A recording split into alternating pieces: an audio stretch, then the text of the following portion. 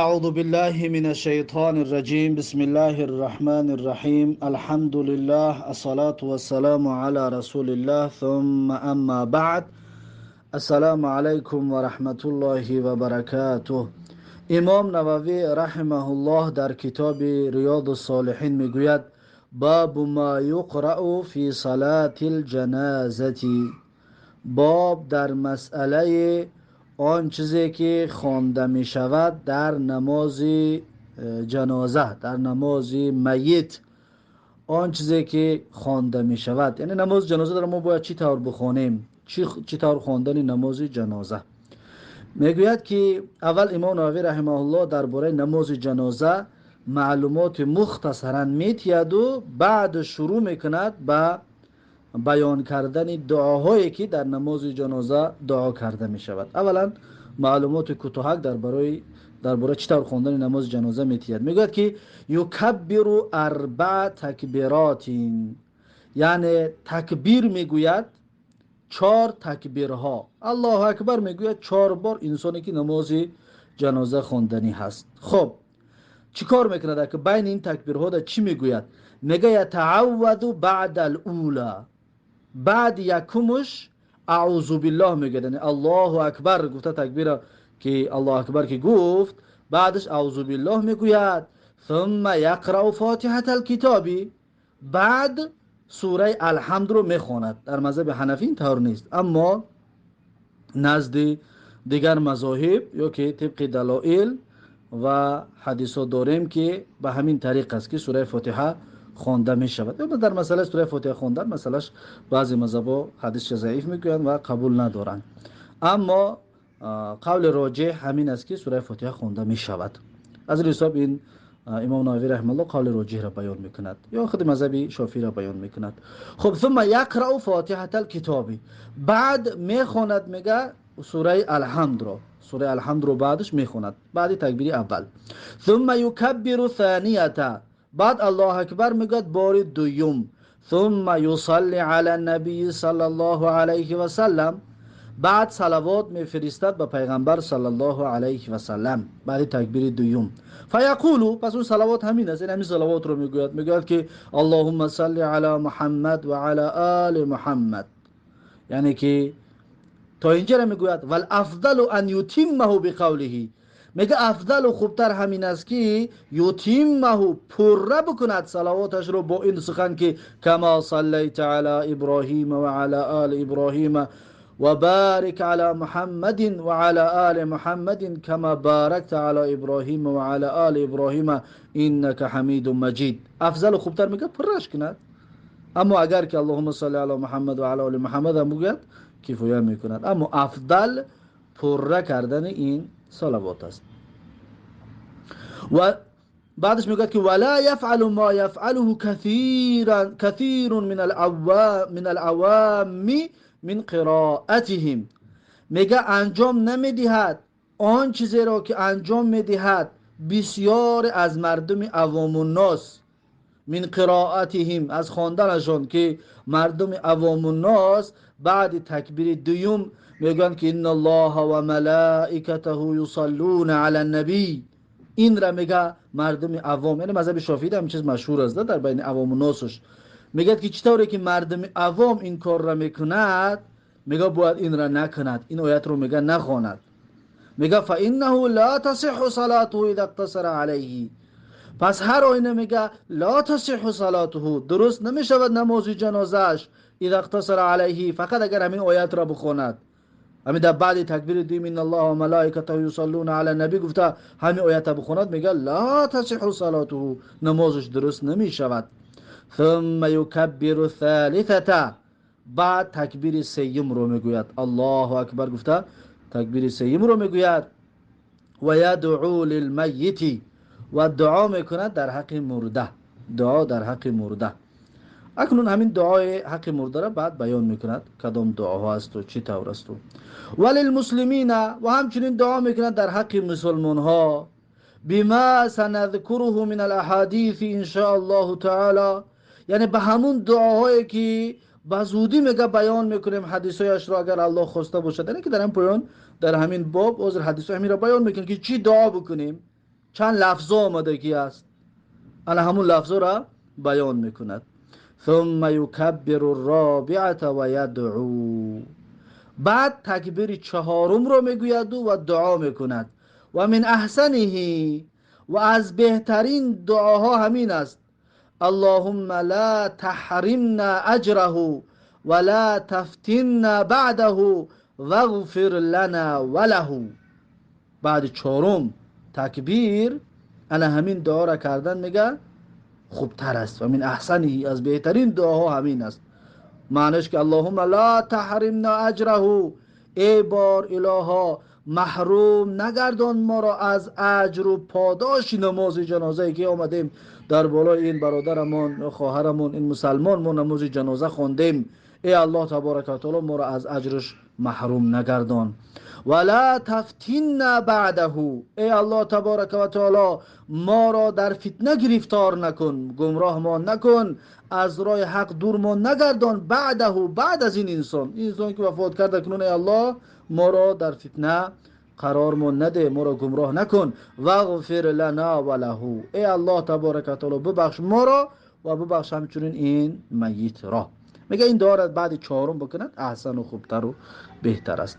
و المختار انه یطول الدعاء فی الرابعه، میگه مختار یعنی قول افضل و خوبتر همین است که انه یطول الدعاء فی الرابعه، در چهارم تکبیر، بعد چهارم تکبیر یطول الدعاء، دعا را طولانی بکند.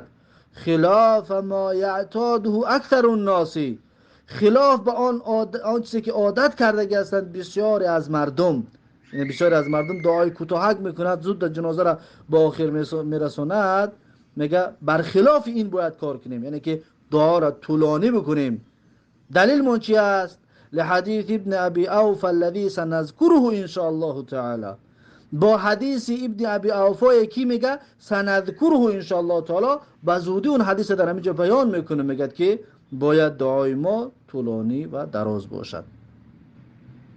فاما الادعیه المأثوره بعد تکبیره الثالثه فمنها، اما دعاهایی که میگه مسنون هستند، معثوره هستند، یعنی معثور هستند، در سنت آمدگی هستند، بعد تکبیرت ثالثتی، بعد تکبیر سیوم، دعاهایی که بعد تکبیر سیوم گفته می شود. فمنها، پس میگه بعضی از همون دعاها اینهایی هست، گفته چند لفظ از دعاها رو برامون بیان میکند. اولین حدیث، اولین دعایی را که میارد حدیث ابی عبدالرحمن عوف ابن مالک است، حدیث 934، حدیث کتاب ریاض الصالحین 934. میگوید ان ابی عبدالرحمن عوف ابن مالک رضی الله عنه قال، میگوید که از ابو عبدالرحمن عوف ابن مالک رضی الله عنه روایت است که گفت صلی رسول الله صلی الله علیه و سلم علی جنازه، میگوید که نماز خوان رسول الله صلی الله علیه و سلم بر بالای تابوت، بر بالای میت رسول الله صلی الله علیه و سلم نماز خوان، نماز جنازه. فحفظت من دعائه و هو یقول، عوف ابن مالک میگوید که پس میگوید من حفظ کردم از دعای رسول الله صلی الله علیه و سلم، یعنی دعای رسول الله را میگه من حفظ کردم. و هو یقول، در حالی که رسول الله میگفت، یعنی این دعا را میگفت: اللهم اغفر له وارحمه وعافه واعف عنه واكرم نزله ووسع مدخله واغسله بالماء والثلج والبرد ونقيه من الخطايا كما نقيت الثوب الأبيض من الدنس وأبدله دارا خيرا من داره وأهلا خيرا من أهله وزوجا خيرا من زوجه وأدخله الجنة وأعذه من عذاب القبر ومن عذاب النار. این دعا را میگه رسول الله صلی الله علیه و سلم میگفتند. این دعا چه معنی دارد؟ دعا را معناش این است که اللهم اغفر له، ای بار الها ببخش وی را، همون میت را ببخش. وارحمه، ای بار الها رحمتش کن، زیر رحمتش بگیر. و عافیه، ای الله تبارک و تعالی معافاتش بگردان، یعنی از عذاب دور بگردان این بندت را. واعف عنه، ای بار الها ببخش این بندت را، این میت را ای الله ببخش. و اکرم نزوله، ای بار الها گرامی بدار نزولش را. نزول یعنی که آن آمادگی که برای مهمان گرفته می شود. امروز بگیم با اصطلاح امروز تشکیلی که مهمان آماده نشید اول تشکیلی تیار میکنیم، انا همون تشکیلی رو نزول میگن. و اکرم نزوله، ای بار الها نزولش را، یعنی که تشکیلیش را که این بندت آمده استاده است گرامی بگردان، خوب بگردان. و وسع مدخله، ای الله تبارک و تعالی وسع بگردان مدخلش را، یعنی جای درآمدش را. جای درآمدی که نزد تو می رود ای الله، یعنی که جای قبرش رو. مدخل جای درآمد رو میگه. اینجا مقصد چی است؟ قبر است که در قبر می دراید و بعد از این نزد الله می رود. و غسله بالماء و الثلج و البرد، ای الله تبارک و تعالی پاکش بگردان. و غسله بشو ویرا، یعنی پاکش بگردان با آب، بالماء یعنی با آب، و ثلجی یعنی با برف، و البردی با جالقتی، ای الله تبارک و تعالی این را پاک بگردان. مقصد از اینه که آب و برف و جاله را ذکر کرده میگه این است که یعنی که عذاب الهی بسیار تصفانگر است، انسان را می تصفاند، انسان را می سوزاند. پس پیغمبر صلی الله علیه و سلم دعا کرد که با این خونکی ها تصب اون را از بین ببرو، ای الله تبارک و تعالی پاکش بگردان از گناه. و نقیه من الخطایا، ای الله تبارک و تعالی پاک بگردان این مرده را از خطاهایی که انجام دادگی است. کما نقیت الثوب الابیض من الدنس، چطوره که پاک گرداندی لباس سفید را از چرک. چطوره که لباس سفید وقتی چرک می شود می شوشه با آب پاک و تازه می شود، ای الله تبارک و تعالی پس این بنده‌ات رو از خطاها همین طور پاکش بگردان. و ابدله دارا خیرا من داره، ای الله تبارک و تعالی عوض بده برای این بندت حولی بهتر از حولیش، خانه بهتر از خانهش، ای الله تبارک و تعالی در جنت براش بده. و اهلا خیرا من اهله، و خانواده بهتر از خانوادهش براش نصیب بگردان. و زوجا خیرا من زوجه، و همسر بهتر از همسرش، ای الله تبارک و تعالی براش نصیب بگردان. و ادخله الجنت، ای الله تبارک و تعالی این بندت رو داخل جنت بگردان. و اعیذه من عذاب القبر، ای الله تبارک و تعالی نجات بده این بندت رو، دور بگردان این بندت رو از عذاب قبر، از عذاب قبر دورش بگردان. و من عذاب النار، ای الله تبارک و تعالی همچنین این بندت رو از عذاب آتش دوزخ دورش بگردان. پس این بود دعا که بعد تکبیر سیوم این دعا گفته می شود. حتی تمنیت ان اکون انا ذلك المیت. اکنون ابی عبدالرحمن عوف بن مالک میگه که این دعاهای رسول الله را میگه شنیدم، حتی تمنیت، حتی میگه من تمنا کردم، آرزو کردم ان اکون انا ذلك المیت، این که من باشم همون مرده.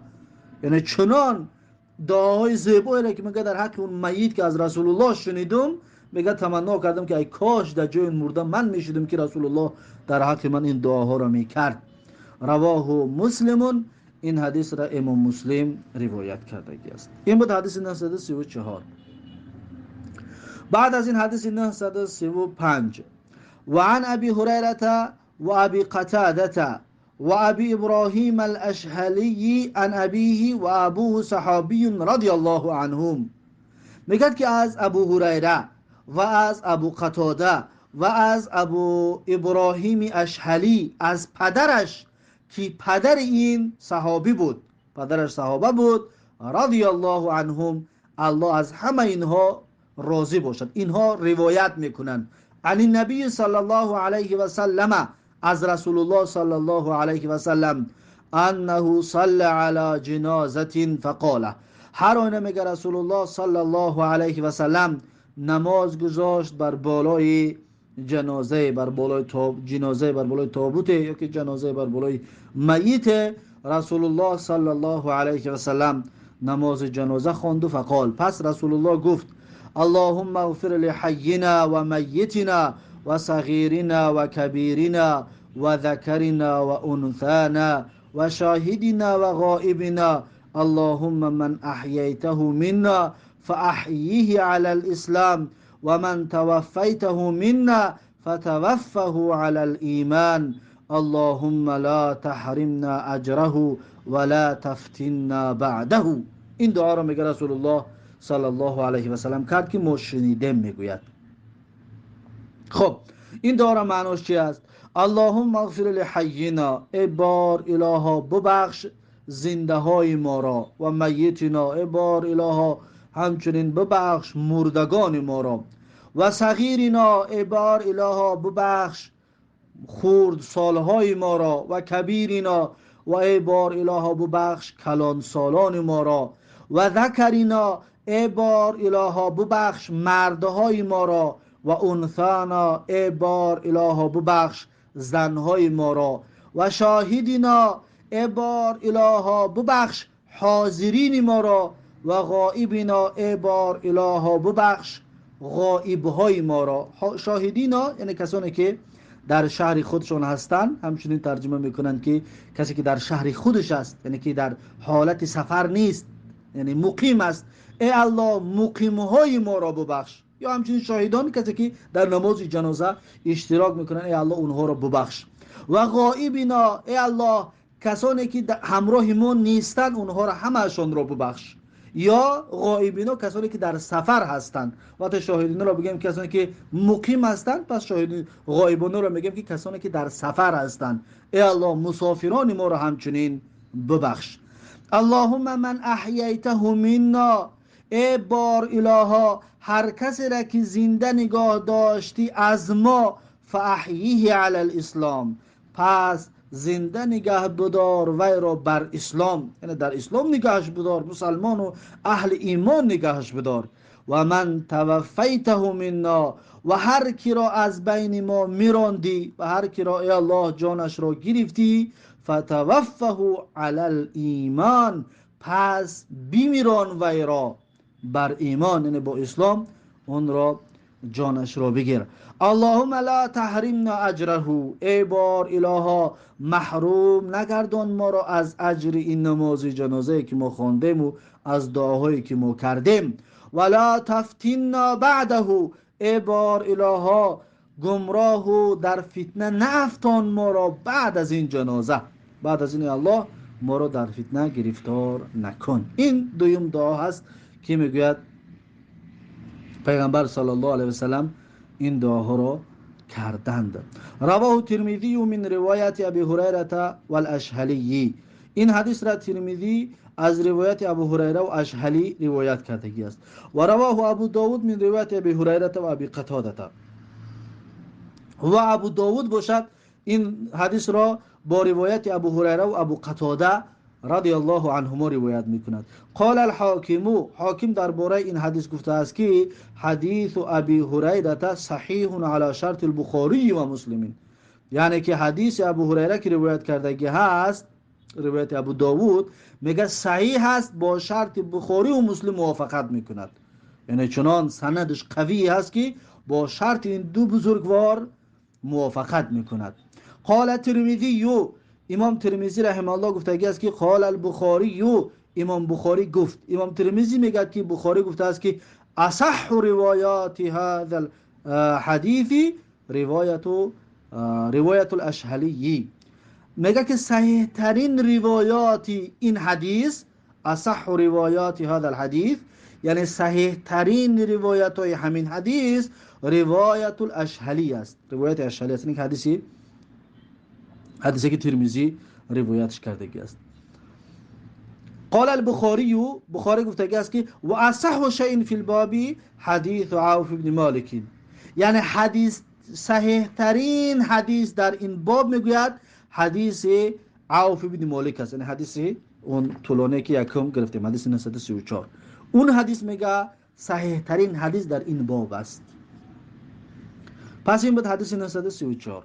بعد از این حدیث 936 این بود حدیث 935. بعد حدیث 936 و عن ابی هریره رضی الله عنه قال، یعنی که از ابو هریره رضی الله عنه روایت است که گفت سمعت رسول الله صلی الله علیه و سلم یقول، میگه شنیدم رسول الله صلی الله علیه و سلم رو که میگفت اذا صلیتم علی المیت، یعنی هنگامی که نماز گذاشتید شما بر بالای مرده، بر بالای جنازه نماز جنازه خونده اید، فاخلصوا له الدعاء، پس خالصانه برای اون میت دعا بکنید. یعنی که با حضور قلب به حضور دعای طولانی در حق اون میت شما بکنید. پس یعنی که از این حدیث گرفته می شود که چقدر دعا خالصانه و از قلب باشد همون قدر خوبتر و بهتر هست و افضل تر است. اما بعضی علما میگن فاخلصوا له الدعاء، بعضی علما میگن که فقط در باره همون میت دعا بکنید، یعنی که دیگران را خوش نکنید و خودتون را خوش نکنید، بلکه فقط در باره همون میت دعا بکنید که الله ببخشش و قبرش پر نور و قیامتش آباد و قبرش باغی از باغ‌های جنت. خلاصه در حق میت دعا بکنید. میگه بعضی علما میگن معناش این است، اما بعضی میگن که با حضور دل از تحت دل دعا کردن هست در حق میت. رواه ابو داود، این حدیث را ابو داود روایت کرده است. بعد از این حدیث 937 حدیث 937 انشاءالله درس آینده. با همین درس امروزه را به پایان میرسونیم و تا درس آینده الله حافظ و مددگار. بارک الله فیکم و جزاکم الله خیرا و السلام علیکم و رحمت الله و برکاته.